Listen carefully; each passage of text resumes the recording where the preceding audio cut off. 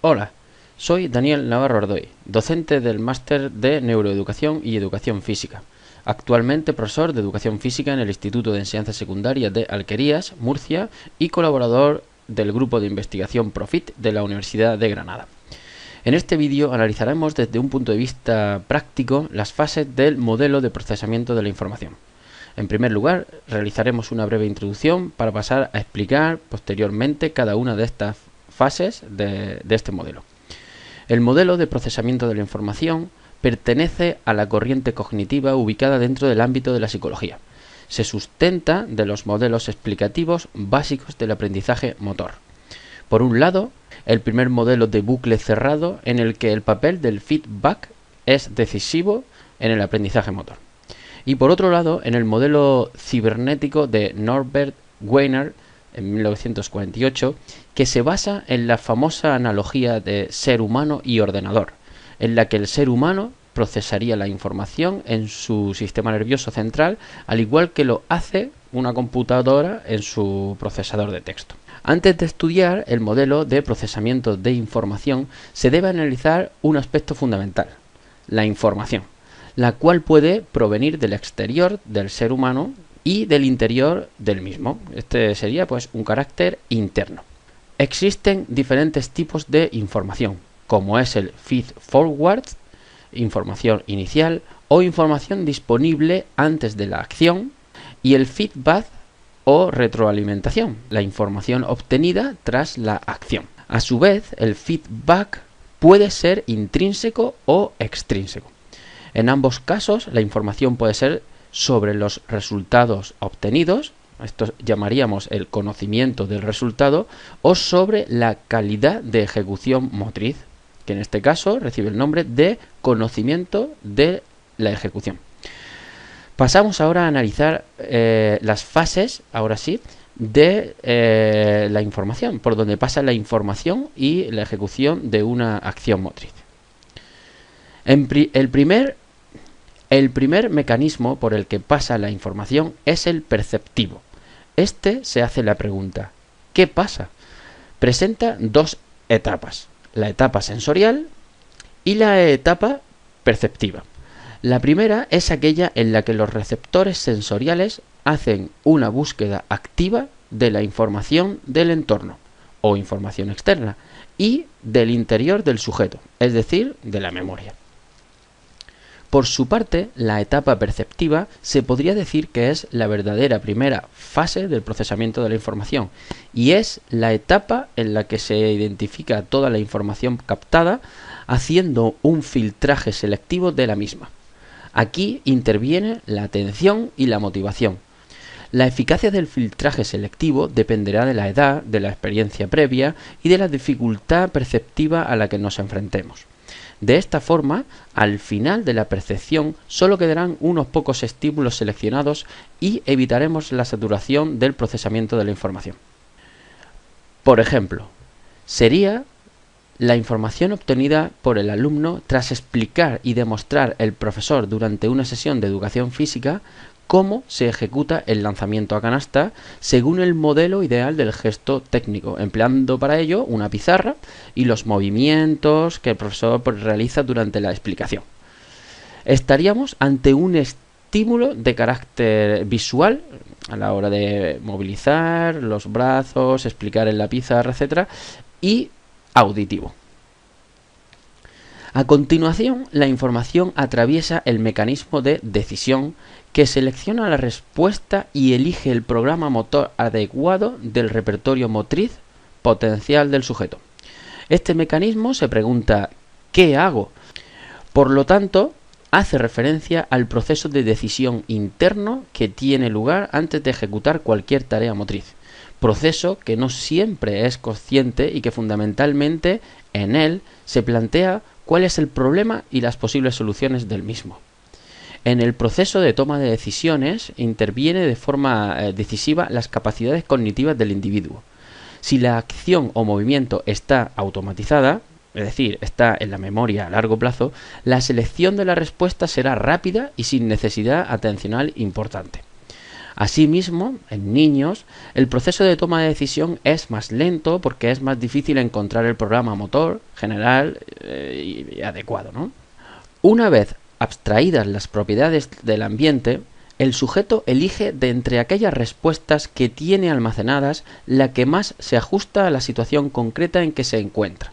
Esto sucede a través de dos procesos diferentes: búsqueda activa en el repertorio de respuestas almacenadas en la memoria a largo plazo y la elección de la respuesta más adecuada. Siguiendo con el ejemplo anterior, el alumno decide practicar el lanzamiento a canasta previo desplazamiento con bote, habilidad que ya tiene aprendida el alumno anteriormente, y se dispone a lanzar en bandeja con una sola mano. El tercer mecanismo que visita la información es el de ejecución. Este mecanismo se pregunta ¿cómo lo hago? Y es el responsable de la organización motriz que coordinará las diferentes acciones musculares implicadas en la respuesta programada previamente. Una vez escogida la respuesta motora, en la etapa anterior, es necesario programar su ejecución. De ello se encarga este mecanismo efector y de ejecución. La función de programar es una de las funciones más complejas que nuestro cerebro es capaz de ejecutar. Esta se da en la corteza prefrontal, la cual se coordinará con el cerebelo para ejecutar el movimiento de forma controlada.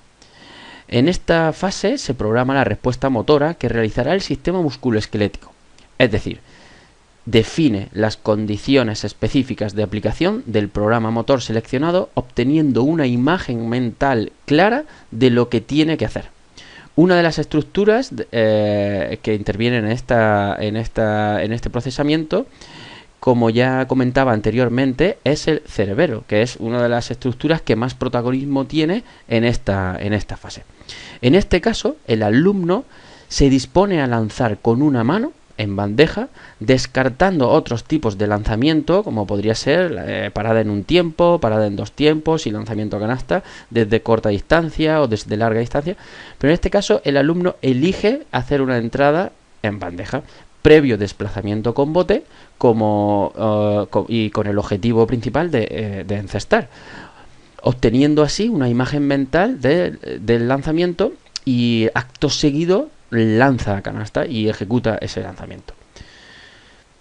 Smith, en 1993, indica que el procesamiento de la información es en paralelo hasta que llega a esta fase, donde es procesada serialmente, ya que no se podría programar de manera simultánea la ejecución de más de una respuesta motora.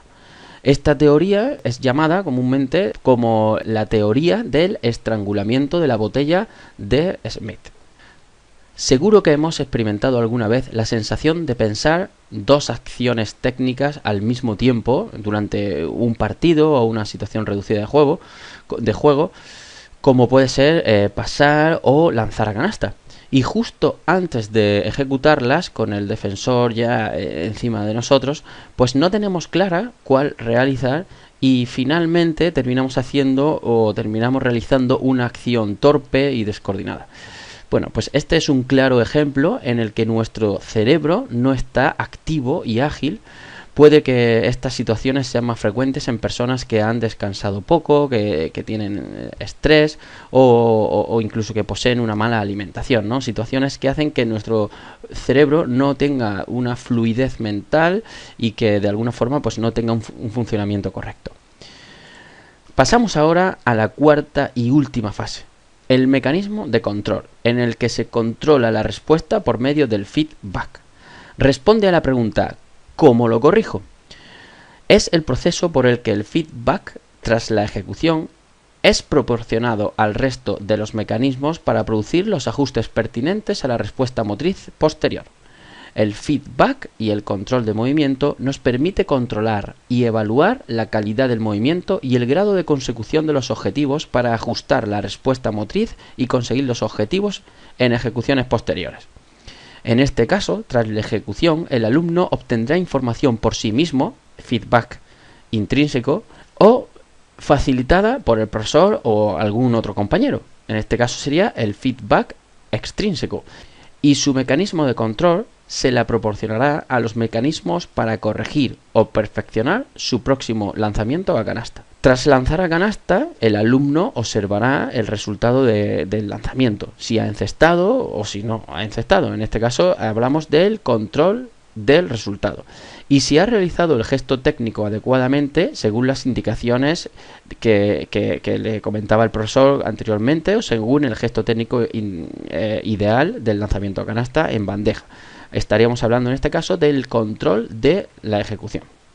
Desde una perspectiva neuroeducativa, sabemos también que el feedback positivo libera serotonina en el cerebro, reforzando la sensación de calma y felicidad. De ahí la gran importancia de suministrar este tipo de feedback a nuestros escolares. De hecho, el feedback es una de las maneras más importantes de ayudar a que el cerebro de los adolescentes se convierta en un sistema de aprendizaje eficaz. Y si este, además, es positivo, el aprendizaje será mucho más eficaz. Si la ejecución no ha salido bien o si no ha sido correcta, seguro que podemos reforzar algo positivo de esa acción o cuanto menos emplear el método sándwich que se utiliza mucho en psicología. Es decir, decirle algo positivo, luego le diríamos lo que no hemos visto correctamente o lo que sería negativo de su ejecución y terminaríamos también diciéndole algo positivo. Es importante crear ambientes de aprendizaje agradables y positivos en la misión de cualquier sesión o clase de un neuroeducador, como estamos aquí formándonos. Si las ejecuciones que planteamos no son exitosas, es probable que hayamos escogido tareas demasiado complejas para el nivel de nuestros alumnos. Deberíamos proponer tareas facilitadoras de inmediato o directamente cambiar a otras más sencillas o con mayor probabilidad de éxito. Este sería uno de los objetivos principales de un buen neuroeducador.